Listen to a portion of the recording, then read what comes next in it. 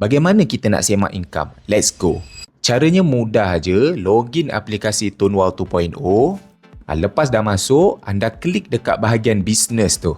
Anda akan nampak dekat atas tu dah terpapar dah berapa income yang anda dapat sepanjang bulan tersebut. Anda klik je view detail untuk tahu pecahan-pecahan setiap income tersebut. Tengok dia ada beberapa pecahan income lah. Kalau anda nak tahu, anda klik je dekat lambang info tu. Fast Track A ni adalah ahli yang telah daftar antara 1 hingga 15 hari bulan. Income dia akan masuk pada 30 hari bulan yang sama juga. So tunggu 30 hari bulan nanti baru duit masuk akaun bank. Untuk Fast Track B pula, dia adalah ahli yang telah daftar antara 16 sampai 30 hari bulan. Income dia akan masuk pada 10 hari bulan berikutnya.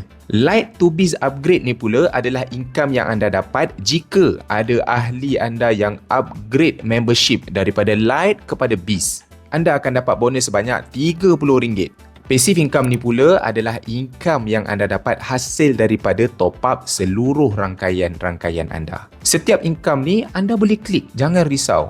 Contoh saya klik income Fast Track ni, sistem akan tunjuk lebih detail lagi lah. Siap nama ahli yang dah daftar tu, berserta dengan SIM card apa yang dia pakai dan bonus dia berapa anda dapat. Contoh saya klik pula dekat passive income ni, sistem akan tunjuk berapa pecahan income yang kita dapat. Kita boleh klik lagi, dia akan tunjuk siapa pula yang top up dan berapa income ataupun royalty yang kita dapat. Semua benda ni memang telus dan transparent guys. Memang terbaik Tonewall. Cuma untuk income passive ni, pastikan anda ada top up peribadi at least RM30. Barulah passive income ni akan ditunjukkan. Itulah syarat untuk kita terima bayaran passive income. Mesti top up sebulan RM30 ke atas. Passive income ni dia akan dikumpulkan sampai hujung bulan dan bayaran dia pada 25 hari bulan seterusnya. Pastikan anda update akaun bank sebab semua income-income ni dia akan masuk direct ke akaun bank anda. Klik dekat bahagian setting atas tu, klik dekat profile dan anda boleh update akaun bank di sini. Untuk nak semak berapa pula total Tonewall dah bayar anda boleh klik je dekat lifetime ni. Dia akan tunjuk semuanya jelas. Anda siap boleh share lagi dekat media sosial.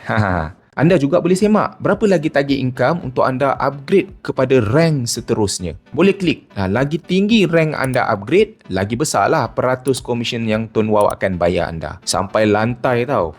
Mana ada telco lain yang bagi banyak macam ni. Tonewall je satu-satunya company yang dah lebih 15 tahun beroperasi dan membayar lebih 600 juta kepada ahlinya seluruh Malaysia tanpa gagal sehinggalah sekarang.